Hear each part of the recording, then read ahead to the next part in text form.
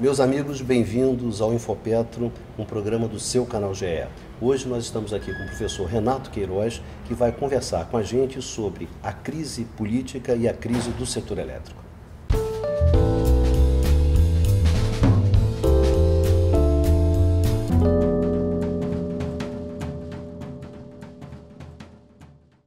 Renato, o Estado tem um papel muito importante na estruturação do setor elétrico, não só aqui no Brasil, mas em tudo quanto é lugar do mundo. O Estado ele tem um papel que é um papel como regulador, que é sintetizado através dos modelos institucionais para o setor elétrico, e também um papel como produtor direto de energia, como empresário, que é sintetizado através das suas empresas estatais.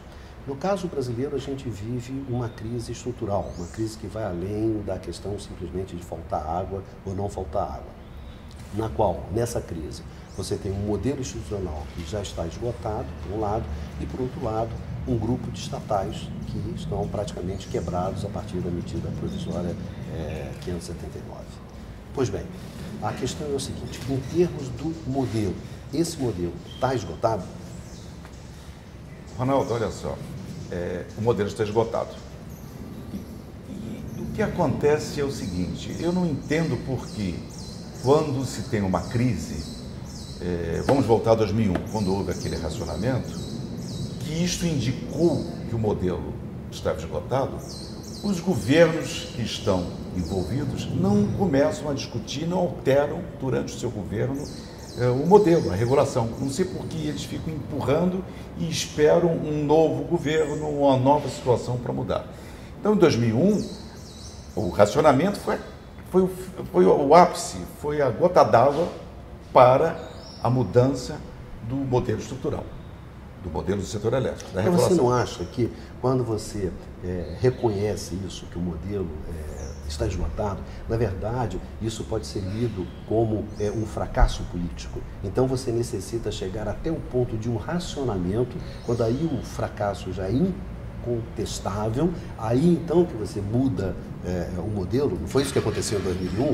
Foi isso que aconteceu, mas eu acho Não pode ser mais inteligente mudar Exatamente. antes? Eu acho que falta uma maturidade política, porque nesse momento, quando eu enfrento e mudo, eu estou mostrando para a sociedade que eu reconheço, eu faço mudanças, eu não estou sendo subordinado, eu não estou entregando o meu poder, eu não estou ficando no corner, eu estou enfrentando a situação, faço a um mundo que muda, a um mundo que o brasileiro aqui no setor elétrico, eu tenho vários agentes, eu tenho várias empresas, então isto é um erro, esperar o racionamento ou esperar uma grande crise para mudar. Eu acho que está ocorrendo isso hoje. O governo está esperando muito para tomar uma ação para mudar o modelo. O modelo exauriu-se, o modelo está esgotado. Tanto é que, se olhar para a nossa conta de luz, um dos pilares do modelo, que era a modicidade tarifária, foi para o vinagre, como diz na gíria. Mas você estava na EPE no início do governo Lula, quando justamente tem esse processo da mudança do modelo.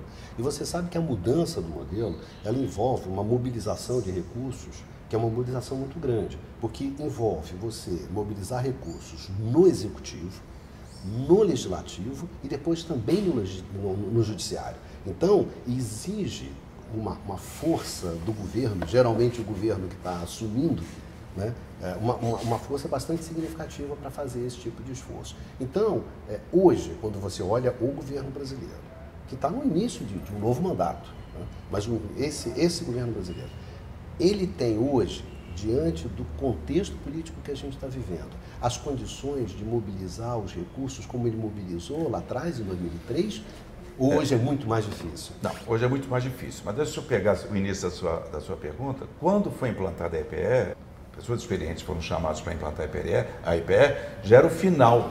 Quer dizer, o modelo praticamente já estava discutido, já se sabia naquele momento quais eram as soluções, ou já tinha alguma solução que imaginava-se que seria melhor, tal, por mais que havia uma divisão ali de qual era a melhor solução anterior à implantação da EPE, mas enfim, quando iniciou a EPE, já era para implantar esse novo modelo. Já até aprovado em medida provisória e legislação em 2004, a EPE praticamente começou a funcionar em 2005. Mas a sua pergunta, se hoje as condições são mais difíceis, são bem mais difíceis. Quer dizer, o governo ele tem uma fragilidade, todo mundo sabe. Os três poderes eles estão em conflitos, você não tem, porque você precisa discutir no executivo, ter uma proposta e negociar no legislativo e depois ter uma solução na discussão no judiciário para não ter alguma coisa anticonstitucional, etc. Tal. Então você tem que ajustar esses três poderes. Eu acho que hoje está muito mais difícil, não tem dúvida. O governo iniciou, mas tem essa crise política que todos conhecem, a dificuldade é maior. Daí, eu acho que a solução não pode vir somente do grupo técnico que está dentro do governo. Ele tem que abrir uma grande discussão, envolver mais agentes. Ele pode estar capitaneando, sim. O MME pode capitanear, e deve capitanear. O Estado tem que coordenar isso. Mas ele tem que abrir essa discussão. Ele não pode esperar a crise, porque o racionamento ainda continua na nossa mente. Porque a reserva hoje de água é muito pouco, por um mês e meio. E tem muitas térmicas. Em 2001 também era mais ou menos esse prazo. E não tinha térmica. O que está acontecendo? Está na hora de enfrentar, abrir essa discussão, não ficar acuado negando. Não, vamos enfrentar, vamos discutir o modelo. E o próprio governo pode ter soluções de curto prazo para resolver determinadas questões e de longo prazo. Renato, uma outra face da crise é a situação atual das estatais, ou seja, o fato de que as empresas do Grupo Eletrobras estão praticamente quebradas a partir da medida provisória 579. No que isso dificulta a saída da crise? Dificulta muito. As empresas do Grupo Eletrobras sempre foram os braços, ou a Eletrobras sempre foi o braço de desenvolvimento da indústria que circunda o setor elétrico brasileiro. Sempre foi um recurso que o Estado brasileiro usou na construção do setor elétrico brasileiro. Exatamente. Hoje em dia, as empresas do Grupo Eletrobras, por exemplo, Furnas, ela participa minoritariamente de empresas de propósito específico para construir uma usina, etc.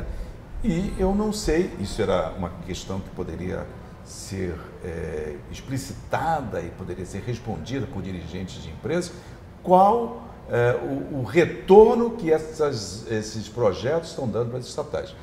O que me passa é que as empresas estão sem caixa, estão quebradas, como você mesmo falou, e com isto pode auxiliar o governo nessa reestruturação do setor elétrico. Acho muito difícil. Então, eu acho que é para enfrentar essas decisões e mudar a estrutura que foi implantada em cima do Grupo Eletrobras, de tirar a sua capacidade financeira. Eu acho que é um outro ponto importante, a regulação, o modelo e a reestruturação do papel do Grupo Eletrobras. Que a minha pergunta que eu faço é o seguinte: o que o governo quer do Grupo Eletrobras? Qual é o papel que o governo hoje quer do Grupo Eletrobras?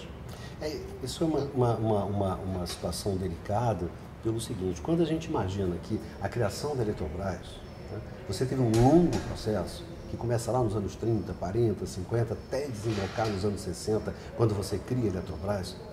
É um esforço político demorado, longo, envolveu uma discussão muito grande, uma mobilização muito grande para você ter a Eletrobras. Depois todo o processo da existência da Eletrobras, do grupo Eletrobras, é sempre uma negociação constante para legitimar essa intervenção.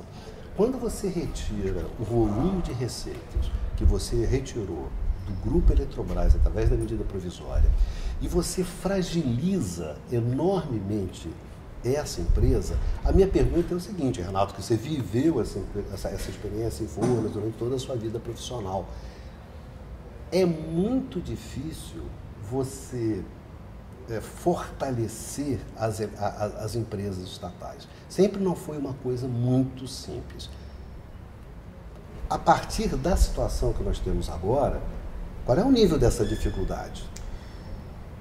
Eu tenho conversado... Quando você fala assim, então vamos imaginar um novo papel, então quando você olha, vai ser o quê? Vai ser um papel menor? Dada a conjuntura política hoje? Eu acho que o papel é como foi idealizada a Eletrobras. Porque eu tenho conversado até com agentes privados, investidores, que dizem que já chegaram a essa conclusão que a criação do Grupo Eletrobras não foi uma criação de ideologia estatal. Foi uma criação de o Estado ele motivar os investimentos no setor elétrico necessários. Tanto é que foram criadas construtoras, foram criados grandes investimentos de fabricantes de equipamentos. Mesmo hoje, a gente consegue imaginar Santo Antônio, Geral, Belo Monte sem a Eletrobras? A gente consegue imaginar Angra 3 sem a presença do Estado brasileiro? Pois é, então o Estado ele vem, através daquelas estatais, ele motivar, incentivar a participação do capital privado no setor elétrico. Daí a importância. Agora, se eu enfraqueço esse braço, eu tenho dificuldades de alcançar novos voos. Aqueles projetos que a gente chama de projetos estruturantes, né? Que são aqueles projetos que exigem uma grande mobilização de recursos que só as estatais são capazes de fazer e de capturar. E traz, inclusive, desinteresse do investidor privado em entrar, sabendo que se essas empresas não dão suporte, você quer ver, eu participei de várias, ainda em Furnas, participei de várias discussões de novos negócios em que a parte ambiental, o parceiro queria que fosse desenvolvido pelo Estado, fosse desenvolvido pelo estatal. A parte de administração da obra, pela experiência, que fosse desenvolvido pela estatal. A parte da operação, que fosse desenvolvido pela estatal. Ou seja, ele acreditava, ele confiava que essas ações o Estado tinha competência para apoiar no desenvolvimento da obra e certamente dar mais tranquilidade ao seu investimento. Então, é necessário um papel forte, reestruturar mais um papel forte desse grupo Eletrobras num seu novo papel para alavancar o setor elétrico brasileiro. Não pode esperar muito, não. E quando a gente coloca essa questão, quer dizer, ela tem a mesma dimensão da questão anterior. Ou seja, para você construir um novo modelo, para você reestruturar essas empresas estatais, você necessita de uma mobilização de recursos políticos significativos, no âmbito do executivo, do legislativo e muitas vezes na negociação com o judiciário. E o que a gente encontra nesse momento é justamente a fragilidade desses recursos, né? A fragilidade, que pode ser momentânea ou não, depende de como é que as coisas vão se desenvolver, mas atualmente do governo brasileiro. E mesmo da dificuldade do governo, do Estado brasileiro. Porque quando a gente está falando sobre a reestruturação das estatais, sobre a reestruturação do modelo institucional, a gente está falando de uma mobilização que tem que ocorrer o quê? Dentro do Estado brasileiro. Então, não é simplesmente a questão da fragilidade do governo, é a questão da relação entre essas três esferas. Quer dizer, você tem que ter um tipo de relação, um tipo de capacidade de negociação que possa o executivo, o legislativo e o judiciário dar o quê? Dar conta dessas questões do setor elétrico, que são questões significativas, que são questões importantes, que são questões que não podem ser adiadas. Não cabe aqui ficar simplesmente esperando que aconteça a catástrofe, aí depois, quando acontecer a catástrofe, a gente vai juntar os pedacinhos, etc, etc, etc. Ou seja, há uma necessidade, há uma crise que é uma crise importante hoje. É claro que a crise do setor elétrico, a crise política não ajuda em nada na hora de solução desse problema, só que a gente tem que dar resposta a essa crise e tem que encontrar essa solução. Porque no setor elétrico, o sapo, ele não pula porque ele gosta de pular. Ele pula porque ele precisa pular. Ele não pula por gosto, mas ele pula por necessidade. Então, mais uma vez, o setor elétrico brasileiro está colocado diante dessa situação. Então, eu gostaria de agradecer a participação do professor Renato conosco aqui, conversando sobre esse tema, que é um tema difícil e que as pessoas não têm prestado atenção nessa dimensão política da crise, e esperando encontrar os nossos seguidores no canal GE num novo programa Infopetro. Muito obrigado. Eu que agradeço. E obrigado aos nossos seguidores lá no canal GE. Nos vemos num próximo programa Infopetro.